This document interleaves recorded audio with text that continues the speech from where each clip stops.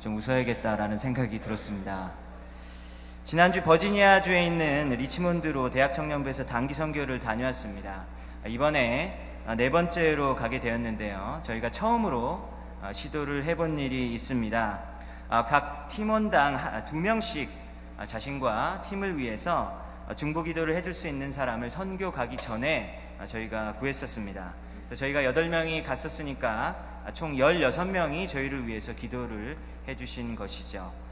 그리고 여러 성도님들이 또한 이 중보기도자들 뿐만 아니라 여러 성도님들께서도 감사하게 기도를 해주셨습니다. 사실 리치몬드는 미국 내에 있는 도시이기 때문에 문화적으로 크게 다를 바가 없는 곳이죠. 소위 단기 선교하면 생각나는 전기가 없어서 촛불을 켜고 잤다, 재래식 화장실을 썼다, 이런 이야기는 없습니다. 그리고 사실 여러 성도님들께서 정말로 좋은 음식을 저희에게 챙겨주셔서 먹는 것만 봤을 때는 저희가 평소에 먹는 것보다 더 좋은 것을 먹었던 그런 시간이었습니다. 그런데 선교 첫날부터 마지막까지 하루 종일 사역과 일정들이 일로 가득 찼었기 때문에 체력적으로는 굉장히 힘든 그런 시간이었고, 또한 하나님의 일을 집중적으로 저희가 파송이 되어서 하는 것이었기 때문에 영적인 전투가 굉장히 심하다라는 것을 알 수 있었습니다. 한 가지 이야기를 말씀드리면, 저희가 피츠버그에서 리치몬드로 교회 15인승 밴을 운전을 해서 이렇게 내려가고 있었습니다. 저희 밴의 오른쪽 편에 그 차를 운반하는 트럭 아시죠? 이렇게 2층으로 차를 거대하게 운반하는 굉장히 긴 트럭이 있었는데, 저희가 이렇게 3차선이었는데 2차선으로 줄어드는 것입니다. 근데 그 차를 운반하는 트럭의 앞에 길이 없어지는 거죠. 그러니까 그 운전사가 굉장히 당황을 했나 봐요. 그래서 자기 앞에 길이 없어지니까 저희 쪽으로 확 들어오는 겁니다. 근데 그때 속력이 60마일이 넘은 상태였었거든요. 그래서 저희가 왼쪽으로 가야 되는데 왼쪽에도 다른 차가 운전을 하고 있었던 거예요. 그래서 갈 데가 없는 겁니다. 다행히 운전을 하던 그 형제가 당황하지 않고 이렇게 핸들을 조금만 꺾어서 어찌어찌, 정말 어떻게 모면을 했는지 모르겠는데 어찌어찌 모면을 하게 됐습니다. 근데 그때 제가 운전을 하고 있지 않았었던 때인데 뒤에서 그것을 지켜봤는데요, 정말 그 짧은 1초, 2초 순간이 굉장히 길게 느껴지면서 모든 것이 이렇게 영화처럼 이렇게 느껴지고, 제가 이렇게 살아있는 것이, 지금 이렇게 설교를 하고 있는 것이 정말 이게 보통 일이 아니구나 라는 생각이 들 정도였었습니다. 그래서 제가 그 뒷자리에 앉아서 생각을 해봤어요. 우리가 어떻게 이 사고가 사실 날 법도 했었는데 나지 않았을까 라는 생각을 제가 해보았는데요, 아마도 저희를 위해서 16분이 기도를 간절히 해주셔서 그러셨던 건가? 아니면 교회 성도님들이 우리를 위해서 기도를 해주셔서 그랬던 건가? 막 이런 생각이 들더라고요. 저희가 16명 그 중보기도 해주신 분들을 선교 후에 다시 이렇게 만났는데, 그 중에 한 명이 그러더라고요. 제가 안전을 위해서 기도했었다고, 저 때문이라고 이렇게 이야기를 하더라고요. 저는 개인적으로 교회 사람들끼리 이제 인사를 하는데 제가 기도해 줄게요 라고 이렇게 인사하지 않습니까? 근데 전 속마음으로 정말 기도해 주실까? 그런 그 삐딱한 마음을 가지고 있는 사람입니다. 그래서 다음에 마치 밥 한번 먹자 그러고 놓고서 밥 안 먹지 않습니까? 마치 그런 것처럼 저 기도해 준다는 것도 큰 의미 없는 인사는 아닐까라는 생각을 하고 있는 사람이라는 거죠. 그래서 기도할게요 라고 하는 말은 정말로 우리가 조심히 해야 되는 말이다라고 저는 생각하고 있고, 그리고 약간 부정적인 생각을 저는 사실은 가지고 있었던 사람입니다. 근데 이번 선교 기간에 여러 일들을 겪으면서 아니구나, 기도가 정말 중요하구나, 기도가 정말 힘이 있구나, 하나님이 성도의 기도를 사용하셔서 거룩한 일을 이루시는구나 라는 것을 여러 번 느끼는 시간을 가졌습니다. 그래서 제가 정말로 기도를 이렇게 약속해 주신 분들께 참 감사하고, 그리고 나도 더욱더 기도에 힘써야겠다라는 생각을 다짐을 하게 되는 그런 시간이었습니다. 오늘 성경 본문을 보면 유다 왕 히스기야가 어느 나라 왕이었냐면요, 남쪽 유다 왕이었습니다. 저 지도를 보시면 북쪽은 이스라엘이라고 나와 있고요, 그리고 남쪽은 유다라고 나와 있죠. 열왕기하라는 이 구약 성경책은 이 분열 왕국, 북쪽의 이스라엘 그리고 남쪽의 유다로 이렇게 나뉘어져 있는 그런 상황 가운데 쓰여진 성경책입니다. 근데 이 히스기야 왕에 대한 이야기가 열왕기 하에서 18장 그리고 19장, 20장 이렇게 3장에 걸쳐서 길게 쓰여져 있습니다. 다른 왕들이랑 비교를 해보면 정말 압도적으로 많은 양으로 기록이 되어 있어요. 그래서 왜 열왕기서의 저자가 이렇게 많은 양을 할애해서 히스기야 왕에 대한 인생을 이렇게 썼던 것일까라고 생각을 해보면 하나님께서 분명히 히스기야 왕의 삶 가운데서 우리가 배워야 될 점이 분명히 있다라고 하는 것을 말씀해 주시는 것입니다. 그래서 오늘 본문 이 전장인 19장에서 히스기야가 기도를 간절히 하는 장면이 먼저 나오게 돼요. 근데 이때 어떤 상황이었냐면 지금 남쪽에 보이는 이 남쪽 유다가 당시 초강대국이었던 아시리아 제국의 침략을 받고 있었던 때였던 겁니다. 남쪽 유다는 히스기야가 왕이었고요. 그리고 북쪽 이스라엘은 마지막 왕, 이제 호세아 왕인데요. 이 호세아 왕 때를 마지막으로 북쪽 이스라엘은 완전히 뿔뿔이 흩어지고 그 나라가 멸망하게 되었습니다. 아수르 제국이 북이스라엘도 멸망시켰으니까 남쪽 유다가 멸망되는 것도 이제 시간 문제였다라고 하는 것이죠.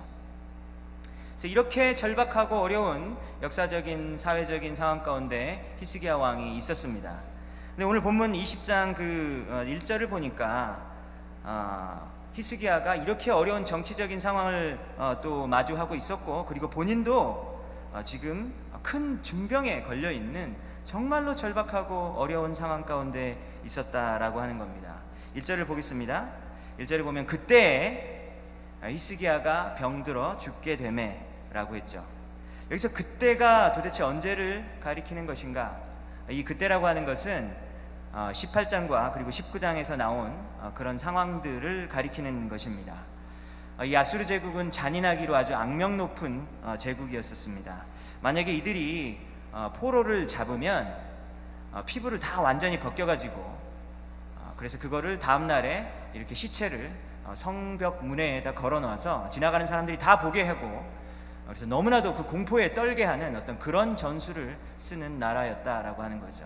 그래서 이 아수르 제국은 그렇게 잔인무도한 어떤 그런 국가인데요. 그렇기 때문에 우리가 잘 아는 그 요나 선지자가 그렇게도 이 나라에 가서 하나님의 메시지를 전하는 것을 싫어했던 것입니다. 요나가 어디를 가고 싶지 않았었죠? 니느웨로 가고 싶지 않았었죠? 니느웨가 어떤 도시입니까? 바로 아수르 제국의 수도인 것이죠. 그래서 이렇게 정말 잔인한 나라가 아수르가 남쪽 유다의 수도 예루살렘을 점령하고 있었고, 엎친 데 덮친 격으로 히스기야는 죽을 병에 걸리게 되었었던 것입니다. 19장 마지막 절을 보면요, 18만 5천 명의 아수르 제국의 병사들이 하룻밤 만에 하나님의 천사가 다 죽여버리는 그런 일들이 있었습니다. 왜 그런 일이 벌어졌냐면 19장에서도 히스기야 왕이 정말 간절한 마음으로 하나님께 기도를 했었거든요. 살려달라고. 그래서 하나님께서 하룻밤 만에 18만 5천 명 아수르 제국의 군사들을 다 죽여버리심으로써 아수르 제국이 이렇게 후퇴하는 일이 벌어지게 되었습니다. 그리고 나서 이렇게 20장이 지금 시작이 되어지는 것입니다. 그러면 우리는 생각할 때 이미 아수르 제국은 후퇴해서 없겠구나, 병만 걸려 있는 거구나 라고 생각할 수 있죠. 근데 20장 6절을 보면 하나님이 히스기야의 기도에 응답을 해주시는데, 어떤 내용으로 응답을 해주셨냐면 병도 낫게 해주시고, 그리고 이 예루살렘 성을 아수르의 손에서 구원해 주겠다라고 기도 응답을 해 주셨습니다. 그래서 우리가 이 20장 6절을 보면 히스기야가 중병에 걸렸을 때에는 아직도 사실은 아수르 군사가 예루살렘에 있었다라고 하는 것을 우리는 알 수 있다라고 하는 거죠. 그래서 이 그때라고 하는 말은 나라가 망해갈 위기에 있었고, 그리고 히스기야가 중병에 걸려서 죽을 날만 기다리고 있었던, 정말 인생의 가장 힘든 때, 그 처절한 때를 지나가고 있었던 어떤 그러한 순간이었습니다. 사탄 마귀가 활개를 치는 이 세상에서 걱정, 근심 없는 삶이란 없습니다. 하나님의 온전한 통치가 오기 전까지, 그리고 예수님이 이 땅에 다시 오시기 전까지 인생의 어려움은 끝이 없이 계속해서 찾아온다라고 하는 거죠. 정말로 야속하지만 예수님을 믿는 사람에게도 이 세상의 고난은 절대로 피해가지 않습니다. 히스기야 왕이 병들어 죽게 되었는데 이때 옆에서 너는 정말로 확실히 죽을 거야 라고 말해주는 선지자가 있었습니다. 그 선지자가 누굽니까? 우리가 잘 아는 이사야 선지자라고 하는 거죠. 이사야 선지자가 히스기야 왕에게 1절에서 이런 말을 합니다. 너는 집을 정리해라. 왜냐하면 이제 이 병 때문에 당신은 곧 죽게 될 것이다 라고 하나님이 말씀했기 때문이다 라는 말을 전해줍니다. 환자 신방을 왔으면 위로를 해줘야 되는데 위로는 안 해주고 이렇게 하나님의 말씀을 가감없이 전하고 있는 것이죠. 그래서 우리가 봤을 때는 이 이사야 선지자가 인간적으로 너무한 사람이다 라는 생각이 들 수밖에 없습니다. 그리고 이사야 선지자가 어떤 선지자입니까? 우리 요즘 시대를 살고 있는 우리들에게도 굉장히 잘 알려져 있는 선지자 중에 한 명이죠. 이사야서에 굉장히 유명한 성경 구절들이 많거든요. 처녀가 잉태하여 아들을 낳을 것이요 그의 이름을 임마누엘이라 하리라. 크리스마스 때마다 듣는 성경 구절이죠. 이사야서 7장 14절입니다. 그가 찔림은 우리의 허물 때문이요 그가 상함은 우리의 죄악 때문이라. 그가 징계를 받음으로 우리는 평화를 누리고 그가 채찍에 맞음으로 우리는 나음을 얻었도다. 성찬식 때마다 듣는 성경 구절이죠. 이사야서 53장 5절입니다. 여기서 이 채찍 맞는 분이 누구시죠? 예수님이라는 것을 우린 너무나 잘 알고 있다라고 하는 거죠. 또 우리는 다 양 같아서 그릇 행하여 각기 제 길로 갔거늘 여호와께서는 우리 무리의 죄악을 그에게 담당시키셨도다. 이사야서 53장 6절입니다. 여기서 무리의 죄악을 담당하시는 그가 누구십니까? 예수님이다라고 하는 거죠. 예수님이 태어나시기 전에 700년 전에 이사야 선지자가 이 모든 것을 다 예언을 받아서 기록을 한 선지자라고 하는 것이죠. 게다가 이 이사야 선지자는 히스기야 왕의 증조 할아버지 때부터 선지자 역할을 하던 사람이었습니다. 그러니까 우시야 왕, 그리고 요담 왕, 그리고 아하스 왕, 그리고 히스기야 왕을 이어서 4번 연속으로 이렇게 선지자 역할을 한 사람이다라고 하는 것이죠. 이사야 선지자 하면 하나님의 말씀을 올바로 전하는 사람이다라는 게 벌써 이미 4대째 검증이 된 사람이다라고 하는 겁니다. 근데 히스기야 왕을 향한 분명한 하나님의 뜻이 무엇입니까? 병 때문에 죽는 거예요. 그래서 히스기야 왕은 이 사실을 받아들여야 되는 겁니다. 그러나 2절을 보면 히스기야는 그 예언을 받아들이지 않고 자신의 얼굴을 벽으로 향하고 그리고 하나님께 기도를 시작합니다. 그래서 3절을 보면 하나님 구하오니 내가 진실과 전심으로 모든 마음을 다해서 주 앞에서 살아왔던 것을 기억해 주십시오. 하나님 제 인생 아시잖아요. 제가 열심히 살았잖아요 라고 하면서 꺼이꺼이 울면서 심히 통곡을 하면서 벽을 보고 기도를 합니다. 그런데 증조 할아버지 때부터 그렇게 사역을 해오시던 이사야 선지자가 벌써 하나님의 말씀을 받아서 죽는다고 했다면 살아날 재간이 없겠죠. 이제 게임 끝난 겁니다. 죽어야 되는 것이죠. 그런데 히스기야는 기도했습니다. 눈물을 쏟으면서 기도했습니다. 근데 정말 놀라운 일은 하나님께서 히스기야의 기도를 들으시고 정말로 병을 또 고쳐주십니다. 또 병을 고쳐주시는 징표도 보여달라라고 말을 했는데요. 태양이 10도 뒤로 물러나는 이 엄청난 우주적인 기적을 또 히스기야 왕에게 보여주셨습니다. 분명히 하나님의 원래 계획은 히스기야 왕이 병으로 죽는 것인데 히스기야가 기도하자 병만 낫게 해주신 것이 아니라 아수르 제국까지 물러나게 하는 엄청난 기도의 응답을 받게 하신 것입니다. 여러분들 병이 낫고 싶으면 의사한테 가야죠. 전쟁에서 이기고 싶으면 군대를 더 키우든지 아니면 좋은 전략을 쓰든지 아니면 옆에 있는 강대국과 연합을 해서 하든지 해야지 않겠습니까? 그런데 왜 벽을 보고 눈물을 흘리면서 기도를 하고 있냐라고 하는 것이죠. 너무나도 바보 같은 행동처럼 보입니다. 그런데 하나님은 이 성도들의 이 바보 같은 기도를 보시고 그리고 들으시고 하나님의 위대하신 역사를 이루어 가십니다. 다른 방법이 아니라 성도들의 기도를 통해서 이 일을 해 가신다라고 하시는 것이죠. 여러분들 제가 검색을 해봤습니다. 2019년에 펜실베니아 주에서 법이 여러 개가 바뀌었다고 하더라고요. 근데 그중 한 가지가 고속도로 그 톨비가 올해 1월부터 6% 인상이 되었었다라고 합니다. 여러분들 아셨나요? 예, 인상이 되었었다고 합니다. 벌써 만약 시민 한 명이 이것에 이의를 제기하고 이렇게 비싸게 받으면 어떡하냐, 금액 인상을 하면 안 된다라고 만약에 한다면 이 펜실베니아의 고속도로 관리 기관인 PA 그 턴파이크가 그러시냐고, 힘드시냐고 다시 내려주겠다고 이럽니까? 전혀 그렇지 않죠. 인간이 세운 권력기관도 이럴진데 온 우주를 통치하시는 하나님이 도대체 우리가 뭐라고, 도대체 우리의 의견이 뭐가 중요하다고, 그리고 우리의 기도가 뭐가 대단하다고 하나님께서 들으신다라고 하는 말입니까? 정말로 놀라운 것이죠. 기도라고 하는 것은 정말로 신비한 것이고 이해 불가능한 것입니다. 오늘 성경 말씀을 통하여 우리가 분명히 알 수 있는 사실은 저 위대하신 하나님이 우리를 소중하게 여기시고, 그리고 우리의 기도를 가치 있게 여기시고, 그리고 우리의 기도를 매우 신중하게 들으신다라고 하는 것입니다. 여러분들 계시록 2장 26절에 보면 이런 말씀이 있습니다.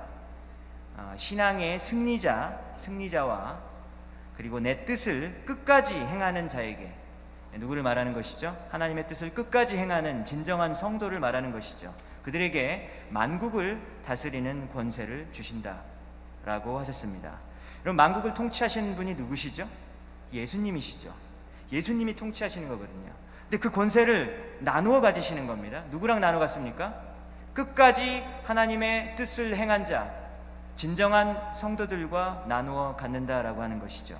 끝까지 하나님의 뜻을 행하는 그 성도들에게 그 엄청난 그 예수 그리스도의 권세를 나누어 가진다라고 하는 것입니다. 이것이 바로 성도들의 신분입니다. 혹시 여러분이 생각하기에 별 볼 일 없고 별로 중요하지 않게 생각하는 그런 교인 아니면 크리스찬이 여러분 주위에 있을지도 모르겠습니다. 그러나 만약 그 사람에게 진정한 믿음이 있다면 그 사람은 장차 만국을 예수님과 함께 다스릴 사람이다라고 하는 것이죠. 만군의 하나님이 그분의 기도를 귀 기울이셔서 들으시기 때문에 그분은, 우리는 무시할지 모르지만 사실은 엄청난 분이시고 존귀한 분이다라고 하는 것이죠. 외모로 사람을 볼 것이 아니라 하나님의 자녀인지 보아야 하는 것입니다. 오늘 설교 전에 유나 자매가 나와서 리치몬드 선교에서 이 홈리스 사역을 했다는 얘기를 했지 않습니까? 루이스 형제, 그 헌금을 드린 루이스 형제, 제 관점에서 본 그 버전을 다시 한번 또 말씀드리겠습니다. 이 다운타운에서 이 많은 홈리스 분들에게 식사를 대접하고 그분들이 식사를 할 때 저희는 옆에서 이렇게 성경을 들고 이야기를 하고 전도를 하는 그런 사역이었습니다. 그래서 저희 팀은 음식을 이제 만들어 가라고 하니까 저희가 음식을 잘 못 만들잖아요. 그래서 인터넷에서 레시피를 찾아서 치킨 데리야끼를 해야겠다라고 생각을 하고 열심히 아주 맛있게 만들어서 이렇게 사역의 장으로 갔습니다. 근데 거기 오신 분 중에 아까 유나 자매가 간증 가운데 이야기했던 루이스 형제가 있었어요. 근데 그분이 이제 식사를 할 때 사실 저도 그 옆에 앉아 있었거든요. 그래서 제가 그분에게 이렇게 성경을 읽고 말씀을 전하려고 딱 하려고 하기 전에 그분이 저한테 돈 달라고 그렇게 얘기하시더라고요. 돈을 좀 달라. 그래서 제가 정말 돈을 안 갖고 오고 그래서 또 돈을 주면 안 되잖아요. 제가 미안하지만 지금 동전도 없고 지갑도 없습니다. 제가 2번이나 얘기했거든요. 근데 계속 달라 그러는 거예요. 정말 없다. 그래서 그리고 난 다음에 또 이제 밥을 드시길래 제가 옆에서 성경을 읽고 복음을 제가 나누었어요. 열심히 나눴는데 재미가 없으셨나 봐요. 그래서 고개를 확 돌리시더니만 옆에 있는 자매한테 가더라고요. 그래서 제가 복음을 전하다가 이게 좀 이렇게 좀 창피하고 무안하더라고요. 근데 그 모습을 옆에 병욱 형제가 봤어요. 그래서 제가 굉장히 불쌍해 보였나 봐요. 목사님, 홈리스 사역은 형제들에게 너무 불리해요. 홈리스 분들은 자매들만 좋아해요. 그런데 우리가 뭘 여기서 할 수 있겠어요? 그러더라고요. 그래서 저는 속으로 생각했어요. 저 루이스 저분은 밥만 먹으러 오늘 왔다. 복음은 관심이 없어 라고 생각을 했습니다. 그래서 제가 그분이 이제 유명하신 분인가 봐요. 그래서 계속 매주마다 오시는 분인 것 같아요. 그래서 거기서 장기로 사역을 하고 계시는 제시 선교사님, 미국분 선교사님이 있는데 사실 저희를 따로 부르시더라고요. 따로 부르셔서 저 루이스라는 분이 매주 오는데 다른 분들이랑은 달리 자꾸 이렇게 돈을 달라고 할 거라고, 근데 절대 돈 주면 안 된다고 저희에게 부탁을 하셨거든요.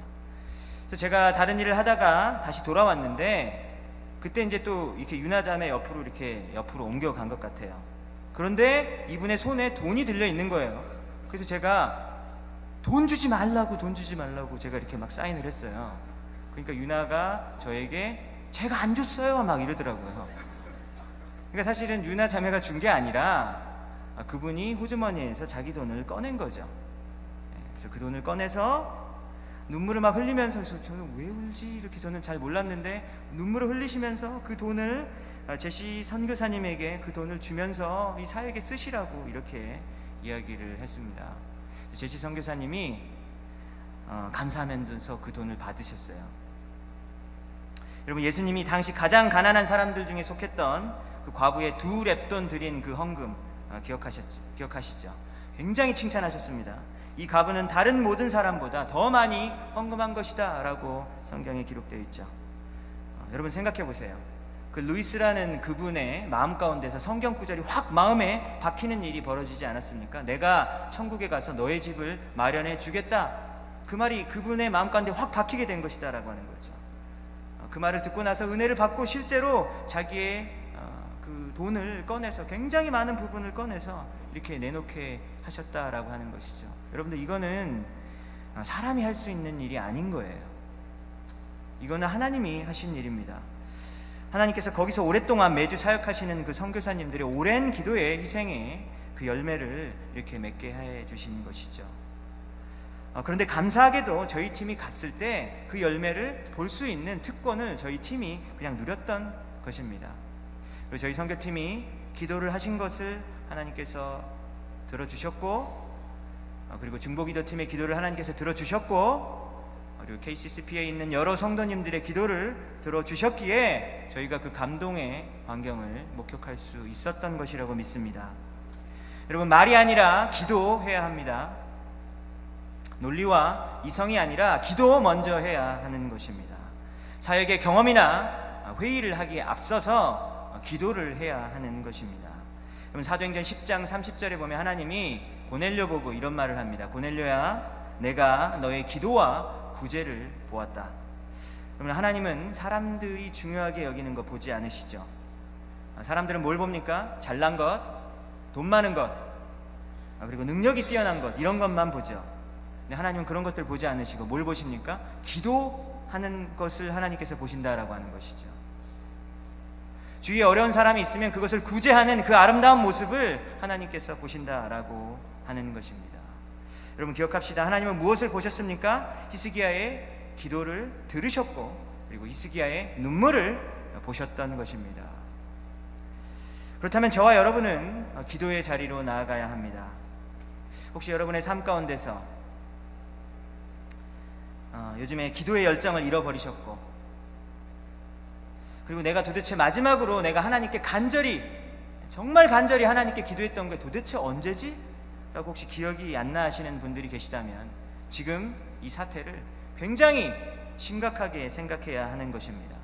이건 굉장히 심각한 상황이다라고 하는 것이죠. 지금 당장 주님 앞에 나아가야 하는 것입니다.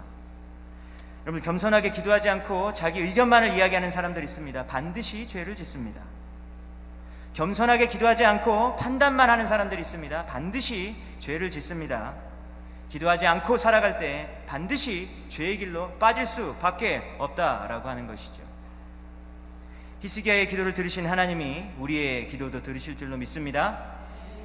온 우주를 통치하시는 그 하나님의 뜻에 참여하는 방법이 있다라고 하는 거죠.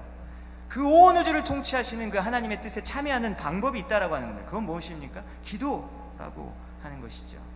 그래서 오늘 말씀을 듣고 기도의 자리로 나아가시는 저와 여러분들 되시기를 주님의 이름으로 축원합니다. 그러나 여기서 우리가 이 말씀을 생각하면서 착각하지 말아야 될 것이 하나 있습니다. 우리가 기도로 하나님을 조정할 수 있다라고 오해해서는 안 된다라고 하는 것이죠. 될 때까지 한번 땡깡을 한번 부려보다. 그러면 하나님이 안 될 일도 되게 해주시겠지. 이렇게 하는 것은 착각이죠. 10번 찍어서 안 넘어가는 나무가 없으니까 하나님도 내가 한번 찍어봐야겠다 하면서 끝까지 찍어봐야겠다라는 그런 태도로 기도하는 그런 모습은 하나님을 향한 열심이 아니라 그것은 병든 신앙인 것이죠. 신앙이 병든 것입니다. 사도 바울에게도 몸에 가시 같은 심각한 질병이 있었다라고 하죠. 그래서 3번이나 간구했다라고 합니다. 그러나 그 질병은 기도해도 하나님이 응답해 주지 않으셨어요. 끝까지 그냥 그 병을 안고 가는 겁니다. 예수님이 십자가에 달려 돌아가시기가 하루 전에 하나님 아버지께 겟세마네 동산에서 기도하셨습니다. 세상에 그 어떤 누구보다도 정말로 열심히 예수님께서 기도를 하셨다라고 하는 것이죠. 그래서 얼마나 열심히 기도를 하셨냐면 땀이 땅에 떨어지는 핏방울같이 되었도다라고 이렇게 기록이 되어 있습니다. 그래서 예수님께서 간절히 기도하셨습니다. 만일 아버지의 뜻이거든 이 잔을 내게서 옮기시옵소서라고 간절히 기도하셨다라고 하는 거죠. 근데 하나님 아버지께서는 그 예수님의 기도를 들으시고도 처음으로 그 예수님의 기도를 거부하시고 그 기도에 응답해 주시지 않으셨습니다. 그래서 예수님께서는 십자가에 처절하게 달려서 그냥 돌아가신 것이죠.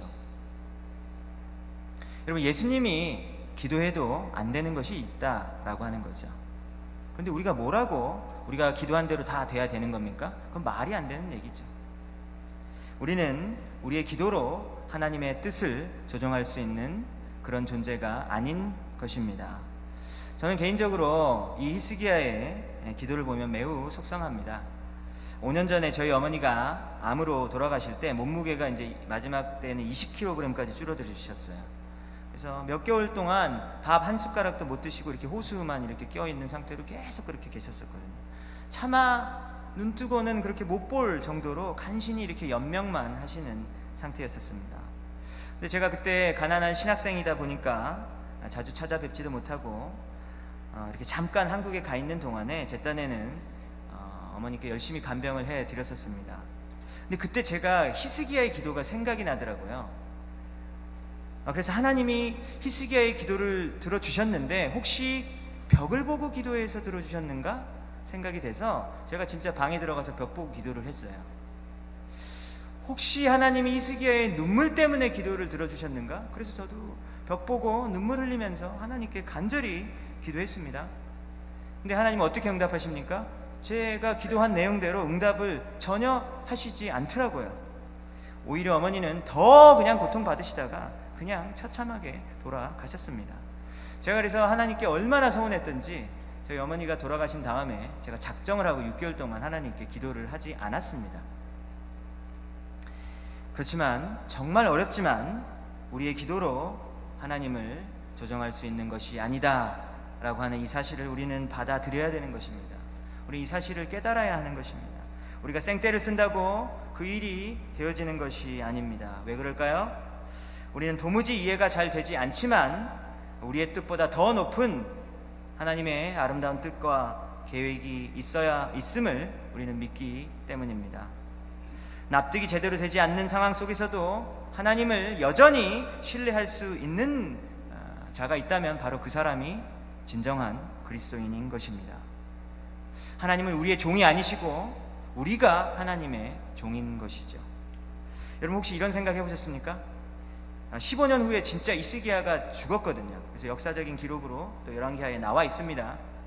15년 후에 여러분들 히스기야가 또 벽 보고 기도를 했을까요? 안 했을까요? 혹시 이런 질문 해보신 적 있으십니까?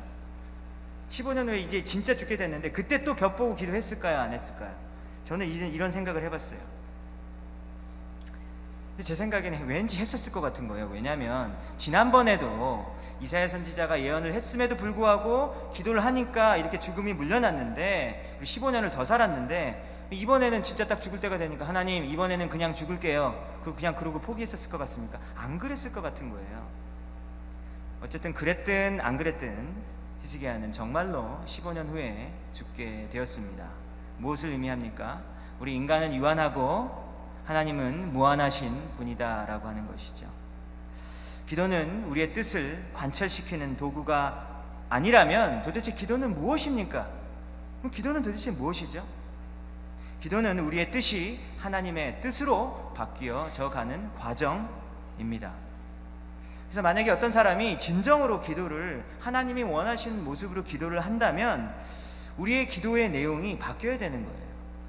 우리가 기도하는 내용이 하나님의 뜻으로 바뀌어져야 되는 것입니다. 청년부 한 형제가 포닥을 하고 있는 형제가 있는데요, 실험을 하루 종일 하는 그런 친구입니다. 근데 몇 달 전에 이제 저랑 성경 공부를 하고 있는 중에 저한테 이런 얘기를 하더라고요. 목사님, 이번 주에 실험을 하는데 하나님 제발 이 시험이 잘 되게 해주세요 라고 기도를 했다라고 합니다. 근데 잠시 후에 이런 마음이 들었다라고 합니다. 내 실험만 잘 되게 해달라고 하는 건 너무 이기적인 거 아닌가? 라는 마음이 들었대요. 그래서 기도 내용을 바꿨대요. 원하는 거 안 들어주셔도 되니까, 일이 잘 안 되어도 되니까 제가 하나님을 비난하거나 하나님을 부정하지 않는 그런 사람이 되게 해주세요. 하나님 매일 작은 일에도 감사한 사람이 되게 해주세요 라고 기도를 했다라고 하는 거예요. 여러분, 이런 마음은 누가 주신 것이죠? 이건 100% 하나님이시죠. 그래서 기도의 내용이 바뀌어진 것입니다. 기도의 내용이 하나님의 뜻으로 바뀌지 않고 내 할 말만 막 실컷 떠들고 나서 그냥 자리에 일어나는 모습이 우리의 모습 아닙니까? 내 할 말만 다 하고 일어나는 것이 그게 뭐 기도냐라고 하는 것이죠. 여러분, 기도를 하면 이스기야의 경우처럼 상황이 바뀌어지는 경우도 있습니다. 근데 또 우리가 기도를 하면 상황은 전혀 변하지 않는데 내 마음이 바뀌는 경우가 있습니다. 하나님은 전자의 경우를 통해서 일을 하시기도 하시고, 그리고 후자의 경우처럼 문제와 고통은 우리 인생 가운데서 가시처럼 그대로 내버려 두시지만 우리의 마음을 바꾸심으로 그 어려운 고난을 넉넉하게 이길 수 있는 힘과 능력 그리고 인내심을 허락하시는 방법으로도 역사하신다라고 하시는 것이죠. 중요한 것은 기도하는 사람만이 이 하나님의 오묘한 역사를 볼 수 있다라고 하는 것입니다. 여러분, 기도하지 않는 사람은 죽었다 깨나도 영적인 세계를 볼 수가 없어요. 그냥 그렇게 살다가 죽는 겁니다. 정말 비참한 거죠. 여러분, 그게 바로 기도를 안 한 사람이 받는 벌이에요. 영적인 세계가 어떻게 돌아가는지를 둔감해서 알지를 못하는 겁니다. 우리가 기억했으면 좋겠습니다. 기도는 내 뜻을 하나님의 뜻으로 바꾸어가는 과정이다. 우리 마지막으로 3절 후반부를 보았으면 좋겠습니다. 히스기야가 심히 통곡하더라. 그래서 5절을 보겠습니다. 여호와의 말씀이 내가 내 눈물을 보았노라. 히스기야는 지금 아수르 제국이 예루살렘에 쳐들어와 있었고 본인도 중병에 걸려 있었던 그런 상태에 있었습니다. 지금 히스기야 왕은 아수르 제국의 칼에 맞아 죽든지 아니면 중병에 걸려서 죽든지 정말 죽는 날만 받아놓은 그런 상황인 것이죠. 근데 여러분들, 인생이 어렵다고 다 히스기야처럼 주님을 찾는 것은 아닙니다. 상황이 최악으로 치닫을 때에도 하나님을 찾지 않고 다른 곳에 눈 돌릴 때가 굉장히 많다라고 하는 것이죠. 그래서 만약 여러분들의 지금 삶 가운데서 고통과 어려움이 찾아와서 여러분들이 지금 무릎을 꿇고 기도의 자리로 나가신다면 사실 그 고통과 어려움은 여러분들에게 있어서 재앙이 아니라 사실은 복인 것이죠. 정말로 그렇습니다. 나를 하나님께로 더 가까이 가게 하는 그 어떤 것이 있다면 그것이 설령 우리에게 고통을 줄지라도 그것은 우리가 환영해야 될 복이다 라고 하는 것이죠. 히스기야는 정말 너덜너덜해진 마음으로 하나님 앞에 섰습니다. 통곡을 하면서 하나님께 마음을 쏟아 붓습니다. 여러분, 시편 51편 17절에 이런 말씀이 있어요. 하나님께서 구하시는 제사는 상한 심령이라. 하나님께서는 다른 재물을 원하지 않으십니다. 뭘 원하십니까? 상한 마음, 상한 마음을 가지고 나에게 오라 라고 말씀하시는 것이죠. 하나님이여, 상하고 통회하는 마음을 주께서 멸시하지 아니하시리이다. 그래서 이 시편 51편은 바로 다윗이 하나님께 올려드린 기도인데요, 다윗이 아주 극악한 범죄를 저지르고 난 다음에 나단 선지자에게 호되게 혼나고 나서 쓴 시입니다.